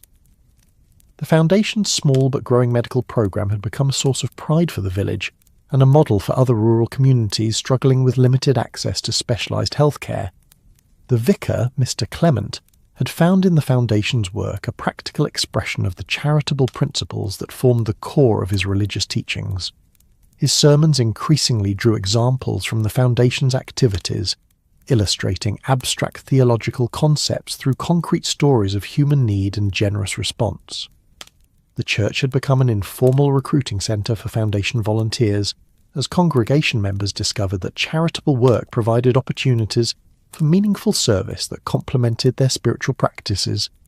Even young Mr. West had found his calling through his involvement with the Foundation.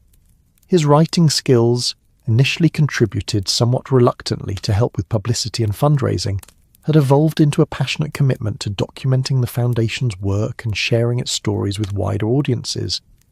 His articles in London magazines and newspapers had brought national attention to the Foundation's innovative approaches to rural charitable work, attracting support and recognition that had enabled the organisation to expand its activities significantly.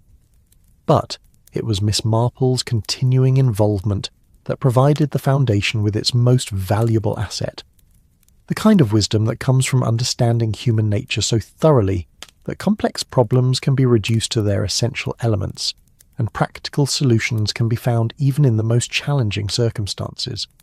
Her monthly meetings with Mrs. Elm had become legendary among Foundation staff for their ability to cut through bureaucratic confusion and identify the real issues that needed to be addressed.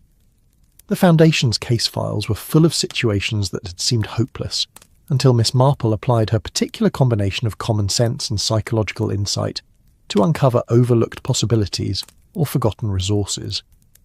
Veterans who had been struggling with complex bureaucratic requirements found that their cases moved forward smoothly after Miss Marple identified the particular personalities and procedures that needed to be approached in specific ways. Families facing multiple challenges discovered that solutions existed in unexpected places once Miss Marple helped them understand which problems needed to be solved first and which could be addressed through informal networks of mutual assistance.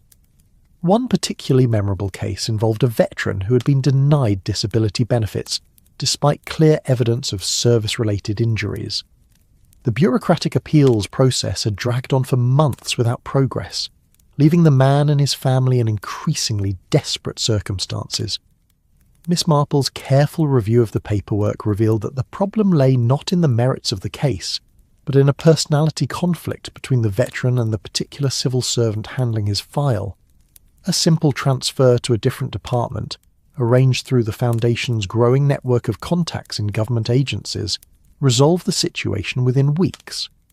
Another case that demonstrated Miss Marple's particular gifts involved a widow whose late husband's pension had been discontinued due to what appeared to be clerical errors in the government records.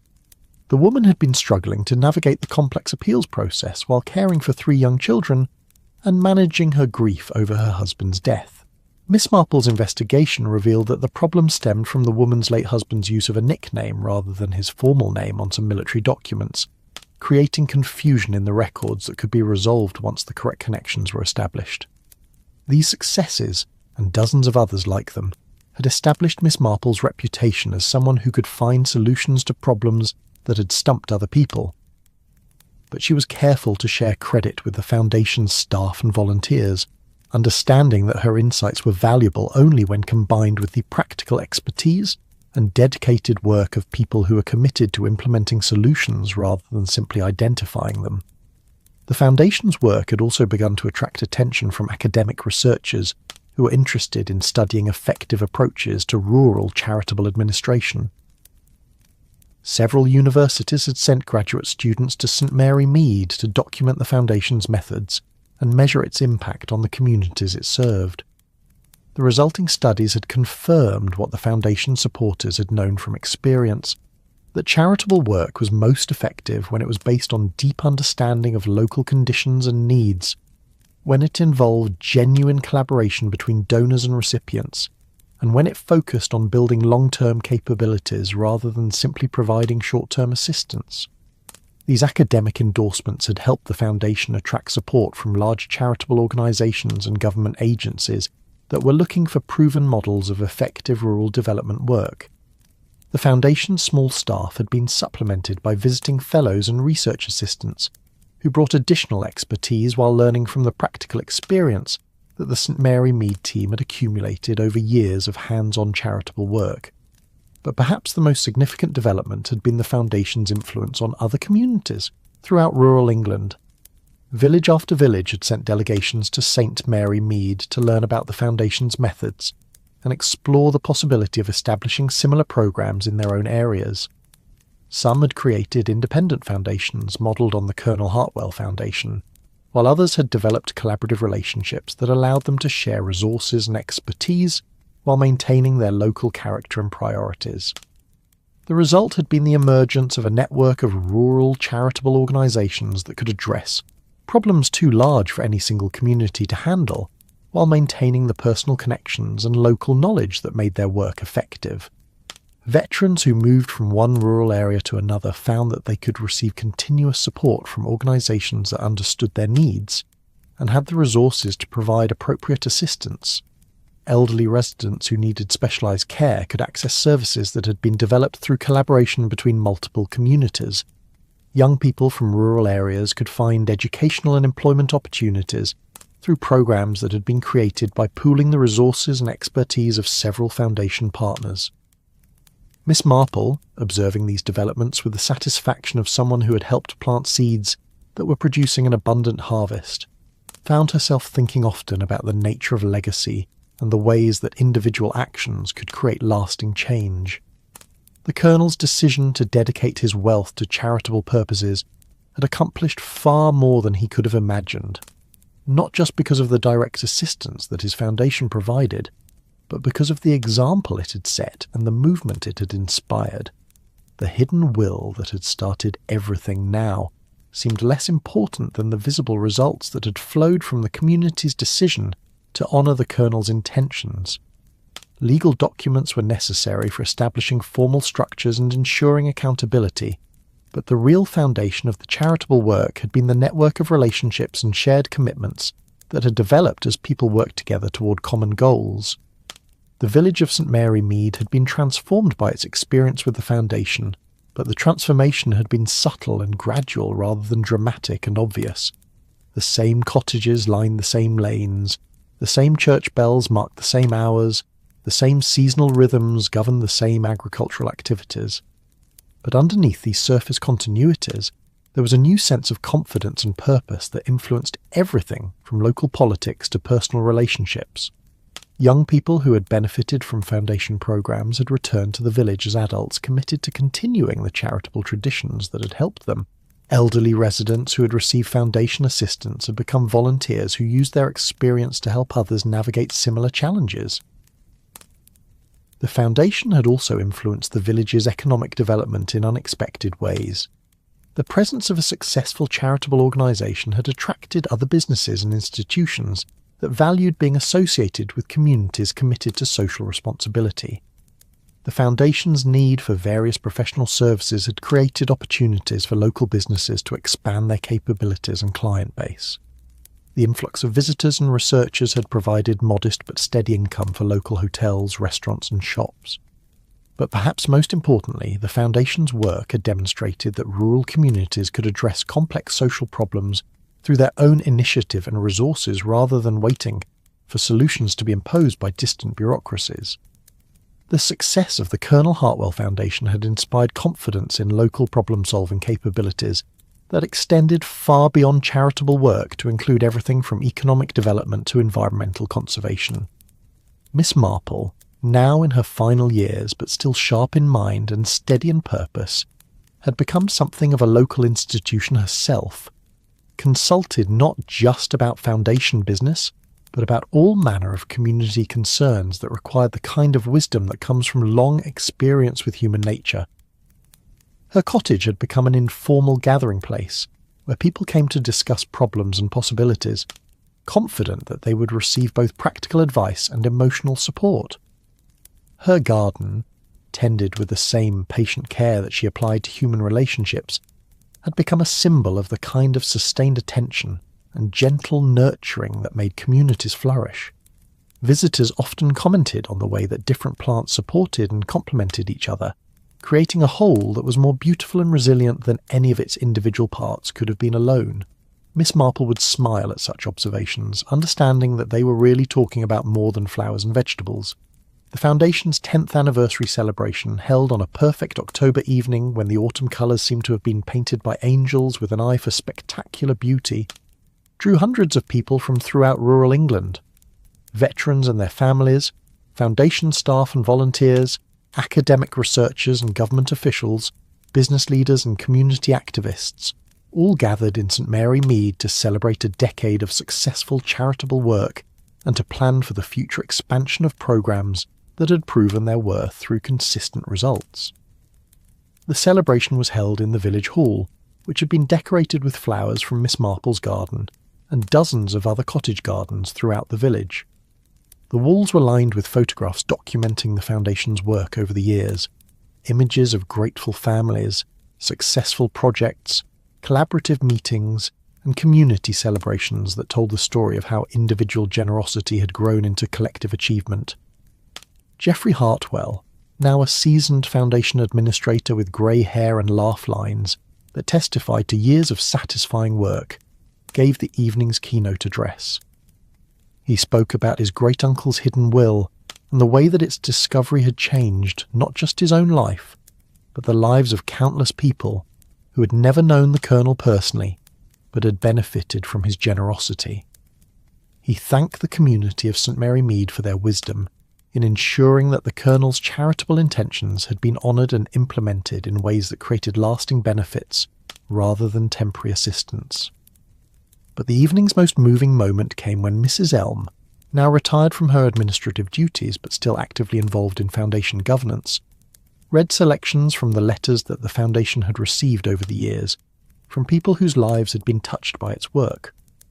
The letters told stories of veterans who had found employment through Foundation job training programs, elderly residents who had been able to remain in their own homes because of Foundation support services, young people who had received educational opportunities that opened doors to careers they had never imagined possible.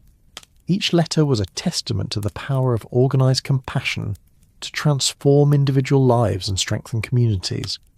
But taken together, they painted a picture of social change that extended far beyond the specific assistance that any single programme could provide. The Foundation's work had created networks of mutual support that continue to operate independently of formal programmes, inspiring people to help each other in ways that multiplied the impact of the original charitable investments. Miss Marple, who had been asked to offer closing remarks for the celebration, rose from her seat with the quiet dignity that had characterised all her public appearances over the years. She looked out over the assembled crowd, faces young and old, familiar and new, all united by their connection to work that had grown from one man's hidden generosity into a movement that was transforming rural charitable work throughout England. "The Colonel's whispered will," she said, her voice carrying clearly through the hall despite her advanced age, was heard at last, and its message has echoed far beyond anything he could have imagined when he first began his quiet charitable work. But I think the most important thing we have learned is that wills are not just legal documents that transfer property from one generation to the next. They are expressions of hope about the kind of world we want to leave behind, and they can be fulfilled only when communities choose to honour the values they represent. She paused, looking around the room at faces that reflected the diversity and dedication that had made the Foundation's work possible. The Colonel's true legacy is not the money he left behind, but the example he set of using whatever resources we have, whether financial or personal, large or small, to make life better for others. Each of you has contributed to fulfilling that legacy, not just through your work with the Foundation, but through the way you have chosen to live your daily lives in service to values larger than your own immediate interests. The applause that followed was warm and sustained, but Miss Marple raised her hand for one final observation. "The best mysteries," she said with the gentle smile that had become familiar to several generations of St Mary Mead residents, "are not those that end with solutions, but those that begin with them. The Colonel's mystery has been solved, but its solution has opened up new mysteries about how we can work together to build the kinds of communities that deserve our love and loyalty. Those mysteries will continue as long as there are people who believe that individual actions can create collective benefits, and that the best way to honour the past is to build foundations for the future." The celebration continued late into the evening, with conversations that range from specific Foundation programs to broader questions about community development and social responsibility. But throughout all the discussions, there was an underlying sense of satisfaction and confidence that came from knowing that good work was being done well, that worthy goals were being achieved through practical methods, and that the future held promising possibilities for expanding and improving charitable activities that had already proven their worth. Miss Marple, walking home through the village lanes as the last guest departed, and the celebration sounds faded into the comfortable silence of a rural evening, reflected on the distance that St Mary Mead had travelled since that morning 10 years earlier, where Mrs Bantry had discovered the Colonel's hidden will. The village had faced a mystery that could have divided the community between competing claims and conflicting interests. Instead, it had found a solution that honoured everyone's legitimate concerns, while creating something larger and more lasting than any individual inheritance could have been. The Foundation would continue its work long after all the current participants had been replaced by new generations of staff and volunteers. The programs would evolve to meet changing needs and take advantage of new opportunities. The partnerships with other organisations would expand and deepen as the network of rural charitable work continued to grow, but the essential principles that had guided the Foundation's creation, generosity tempered with practicality, individual initiative channeled through community cooperation, present assistance designed to build future capabilities, would remain constant because they reflected timeless truths about human nature and social responsibility. The Colonel's whispered will had been heard and faithfully implemented, but its echo would continue to resonate through the choices that future generations made about how to honour their inheritance of community values and charitable traditions. The mystery had been solved, but its solution had generated new possibilities for service and generosity that would provide meaningful work for anyone who chose to participate in the ongoing creation of communities worthy of the love and loyalty they inspired. And in that ongoing work, Miss Marple knew, lay the deepest satisfaction that human life could offer, the knowledge that individual efforts, however modest, could contribute to achievements that transcended any single lifetime and created legacies that would benefit people not yet born in ways not yet imagined. The Colonel's hidden generosity had been revealed at last, but its influence would continue to spread through networks of relationship and obligation that connected past and future in an unbroken chain of mutual assistance and shared hope. The stars that emerged in the clear October sky bore witness to another chapter in the eternal story of human community, where individual dreams of making the world better could become collective realities through the patient work of people who understood that the best mysteries were those whose solutions opened up new possibilities for service, generosity, and love. In St. Mary Mead, where time moved with the gentle persistence of well-tended gardens and carefully maintained traditions, the Colonel's whispered will had become part of the village's ongoing conversation with itself about how to live well together, how to honour the best in human nature, and how to create communities that justified the hope and loyalty they inspired in their members. Sweet dreams, gentle listeners, carry you softly toward rest in the knowledge that such communities exist, that such work continues, and that somewhere in the world people are choosing each day to honour their inheritance of wisdom and generosity by creating legacies that will benefit others long after their own stories have ended. The years flowed by like the gentle stream that wound its way through the meadows beyond St. Mary Mead, carrying with them the accumulated wisdom of seasons lived well and purposes faithfully served.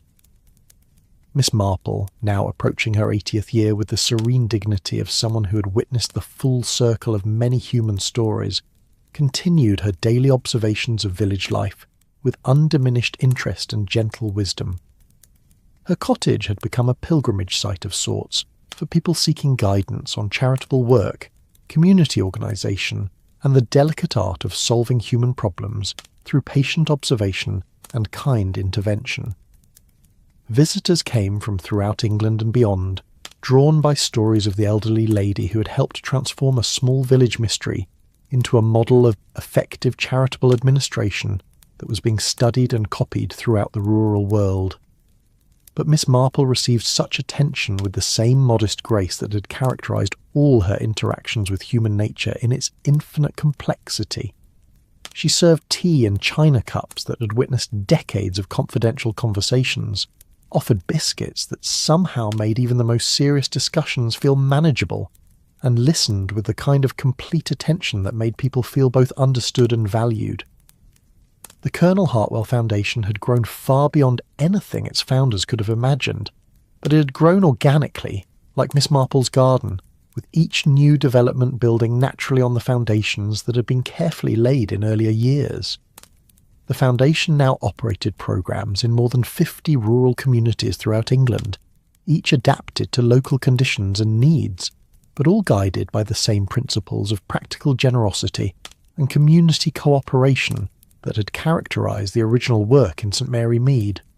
The Foundation's research initiatives had attracted international attention from scholars studying rural development, charitable administration, and community organisation.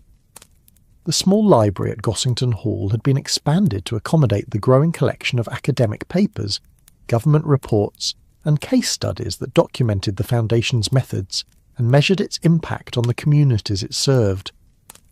Mrs. Elm, now well into her 70s but still sharp in mind and steady in purpose, had been succeeded as foundation administrator by her carefully trained assistant, a young woman named Sarah Fleming, who had grown up in St Mary Mead and returned after university studies with a passion for continuing the charitable traditions that had shaped her childhood. Mrs Elm remained active as an emeritus board member, her institutional memory providing continuity and wisdom as the foundation adapted to changing circumstances and emerging opportunities. Geoffrey Hartwell had become something of a celebrity in charitable circles, frequently invited to speak at conferences and workshops about innovative approaches to rural development work. But he remained grounded in the practical realities of foundation operations, spending at least 1 week each month in St Mary Mead, working directly with programme staff and visiting the communities where foundation programmes were making a difference in people's lives. His marriage to a London physician, who had become fascinated with rural health challenges, had brought additional medical expertise to the Foundation's work, while their 3 children had grown up understanding that family wealth carried with it responsibilities for serving others, working toward the common good. The youngest, a daughter named Jane in honour of Miss Marple, had announced her intention to study charitable administration and eventually join the Foundation's professional staff. Dr. Haydock had retired from his medical practice but remained active in foundation work, particularly in developing the health programmes that had become models for rural medical services throughout England. His collaboration with medical schools had created a pipeline of young physicians who gained their early experience in rural communities while providing enhanced medical services to populations that had traditionally been underserved by urban-centred healthcare systems. The vicar, Mr. Clement, had seen his own retirement replaced by a younger clergyman who had been specifically chosen for his interest in the intersection between religious faith and social action. The church's involvement in foundation work had deepened over the years, with the parish serving as both a source of volunteers and a model for faith-based charitable engagement that attracted visitors from religious communities throughout the country. Even young Mr. West, now middle-aged and established as a successful author, continued his involvement with foundation work through his writing and his financial support. His novels had begun to feature characters and situations inspired by his experiences with rural charitable work, introducing urban readers to the challenges and opportunities of rural life while generating additional support for foundation programs. The Foundation's influence had extended far beyond its direct charitable activities.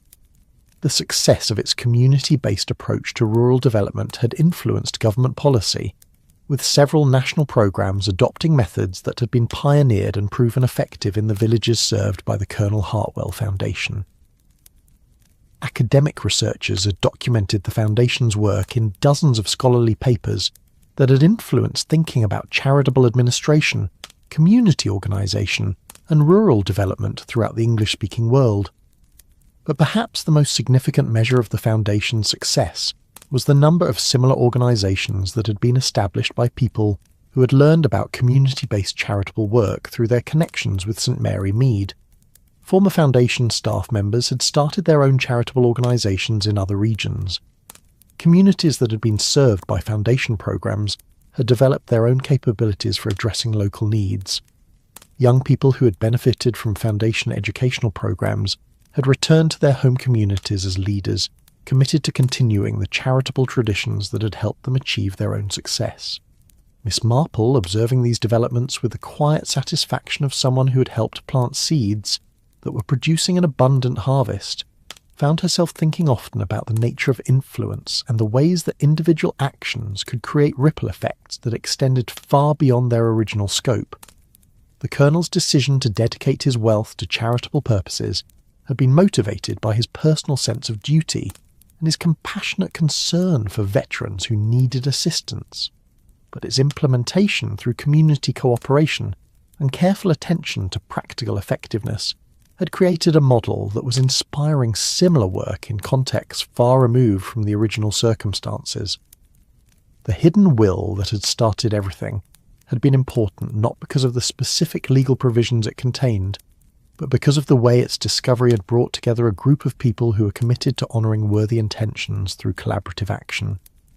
The legal questions had been resolved relatively quickly, through the cooperative spirit that had characterized all the Foundation's work. But the human questions about how to build communities that supported their most vulnerable members, while encouraging individual initiative and responsibility, had provided ongoing challenges that required constant attention and creative problem-solving. Miss Marple's own role in the Foundation's development had evolved over the years from crisis management to strategic consultation, as her insights into human nature and community dynamics proved invaluable in addressing the complex problems that arose as the Foundation's work expanded and diversified. Her monthly meetings with Foundation staff had become legendary for their ability to cut through bureaucratic confusion and identify practical solutions to seemingly intractable problems. One particularly memorable case had involved a veteran who had been struggling with alcoholism and homelessness despite multiple attempts at assistance through various government and charitable programs. Previous efforts had focused on addressing his immediate needs for housing and medical care, but they had failed to address the underlying psychological and social factors that had led to his difficulties.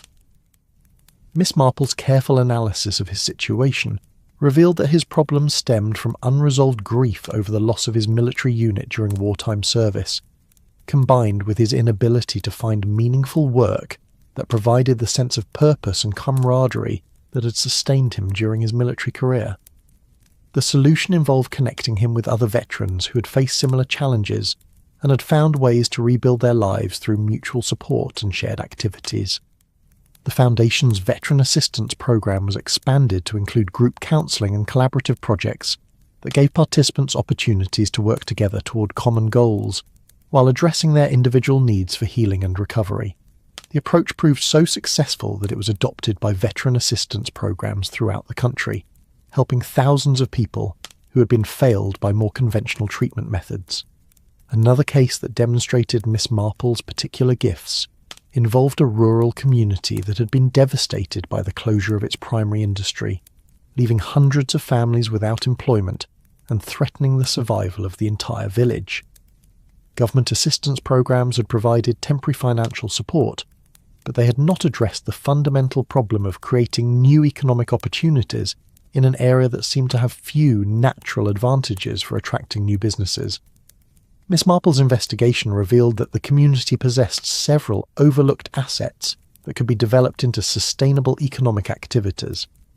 The village's location on a historic travel route made it attractive for tourism development. Its traditional architecture and craft traditions could appeal to urban visitors seeking authentic rural experiences. Its educated but underemployed population could provide the workforce for cottage industries that served specialized markets in larger cities. The Foundation's Community Development Program helped the village organize a comprehensive economic revitalization initiative that combined tourism promotion, craft production, and small business development in ways that built on existing strengths while creating new opportunities. The approach was so successful that it became a model for rural economic development that was studied and copied by government agencies and charitable organizations throughout Europe. These successes, and hundreds of others like them, had established the Foundation as more than just a charitable organisation. It had become a research and development centre for innovative approaches to rural community development, a training ground for people who wanted to work in charitable administration, and a demonstration site for visitors who wanted to learn about effective methods for addressing complex social problems through community-based action. The Foundation's reputation had attracted partnerships with universities, government agencies, and international organisations that were working on similar challenges in other countries. Exchange programs brought visitors from rural communities throughout the world to learn about the Foundation's methods, while Foundation staff travelled to share their expertise with organisations working in contexts as diverse as rural Scotland, remote areas of Canada, and developing communities in Africa and Asia. But despite its international recognition and expanding influence, the Foundation remained grounded in the local community that had given it birth. St Mary Mead continued to be the Foundation's spiritual and administrative centre, the place where new ideas were tested and refined before being shared with other communities. The village's residents took quiet pride in their role as stewards of an organisation that had achieved national and international recognition while remaining true to the local values and traditions that had inspired its creation. Miss Marple's cottage garden had become something of a shrine for Foundation visitors, who often requested permission to walk through the carefully tended beds, where flowers and vegetables grew in the harmonious profusion that characterized all her work.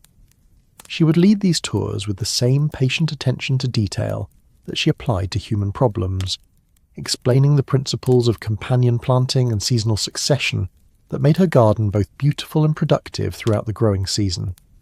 But visitors often sensed that they were learning about more than gardening techniques. Miss Marple's explanations of how different plants supported and protected each other, how careful attention to soil conditions and water requirements created optimal growing conditions, how patient observation and timely intervention could prevent small problems from becoming major disasters, seemed to apply equally well to community organisation and human relationship management. The garden tours invariably concluded with tea served on the small terrace overlooking the flower beds, where Miss Marple would answer questions about the Foundation's work and share stories about the people and communities that had been touched by its programmes. These informal conversations had inspired numerous visitors to return to their own communities with renewed commitment to charitable work and fresh ideas about how to organise effective assistance programmes. The Foundation's 25th anniversary celebration, held on a perfect September evening when the late summer lights seemed to have been designed specifically for commemorating important achievements, drew more than 1,000 people to St Mary Mead. The village green was transformed into an outdoor reception area, with marquees providing shelter for displays documenting the Foundation's work over a quarter-century of service to rural communities throughout England and beyond.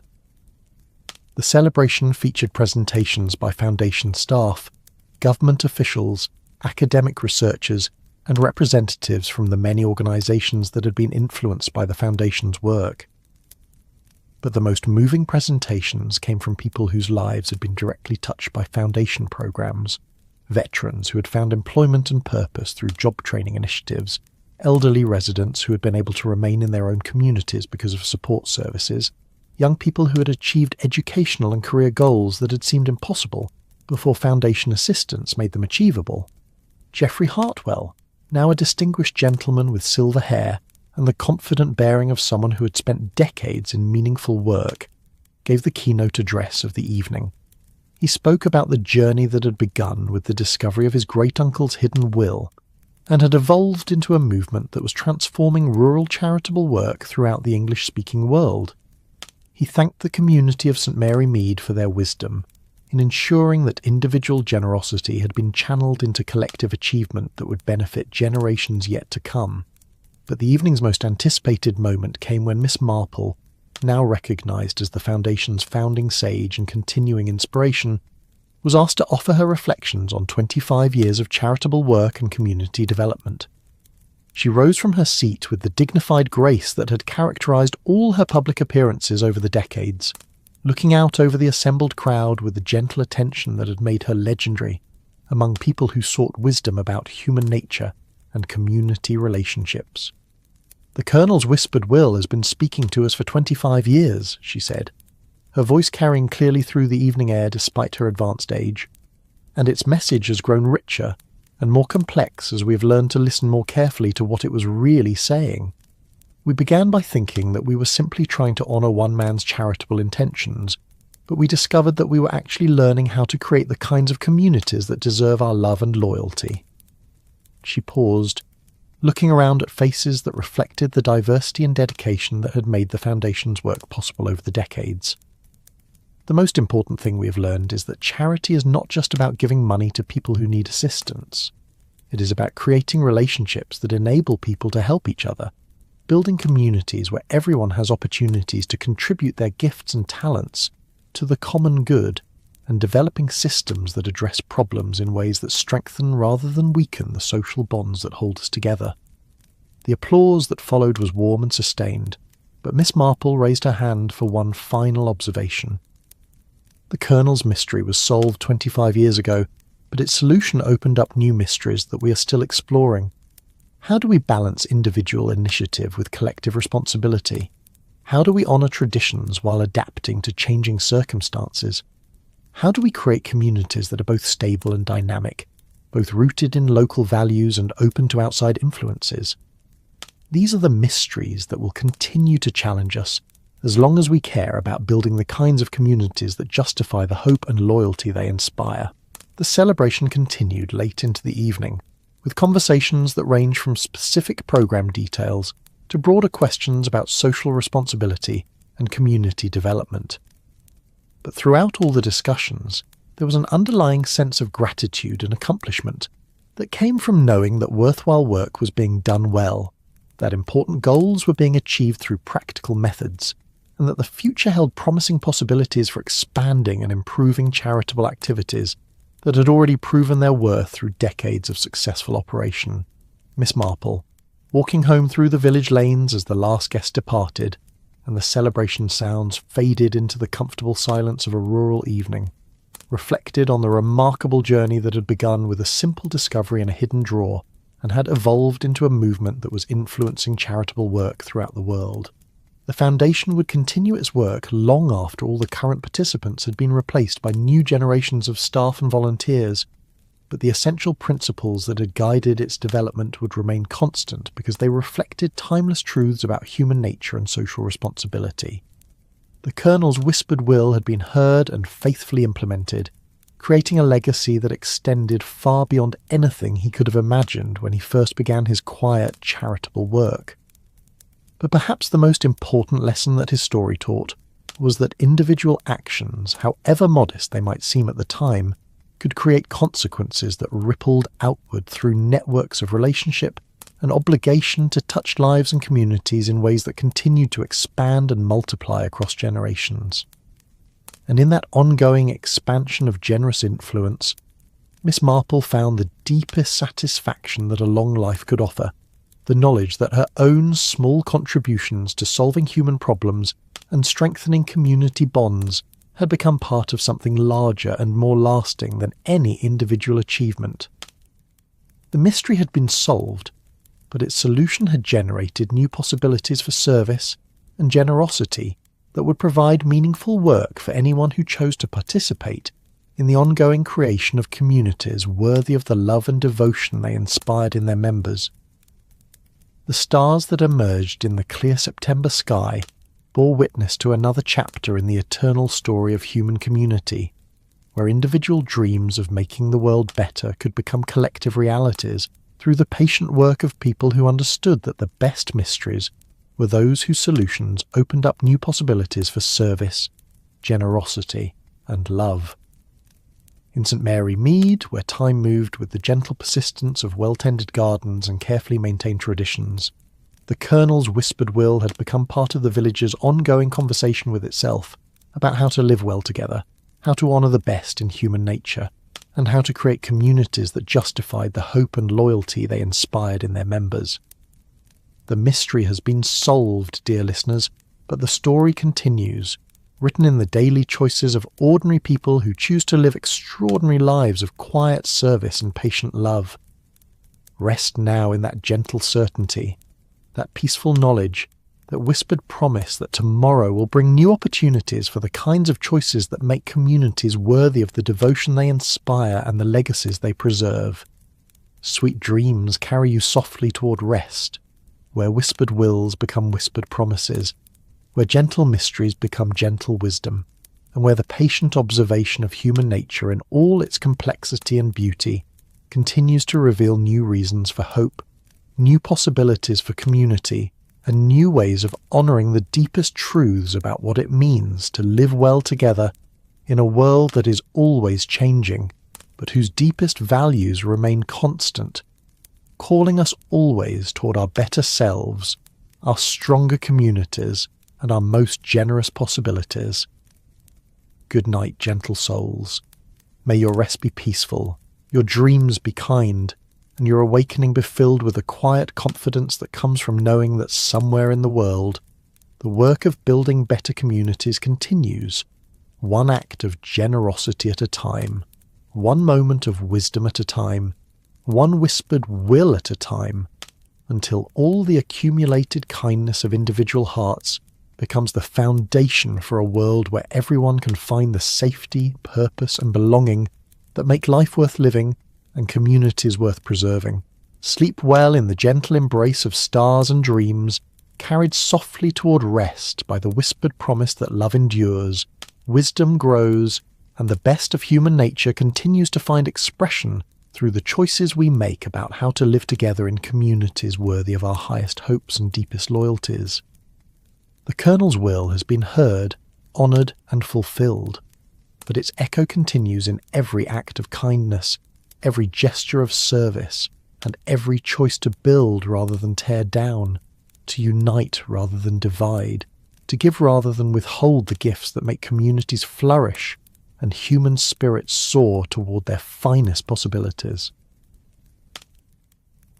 Rest now, dear listeners, in the certainty that such communities exist, that such choices are made every day, and that somewhere in the gentle rhythms of village life, the eternal mystery of human love continues to unfold, one story at a time, one life at a time, one whispered will at a time, until all our individual voices join in the great chorus of humanity singing its ancient song of hope, service, and enduring love that transcends all boundaries and connects all hearts in the timeless community of those who choose to live for something larger than themselves. Good night, sweet dreams, and may the whispered will of every generous heart find its voice in the communities we build together, the love we share freely, and the legacy we leave for those who come after us, carrying forward the eternal conversation about how to live well together in a world that needs all the wisdom, kindness, and patient service we can offer in our brief but precious time as stewards of hope and builders of communities worthy of the infinite value of every human soul.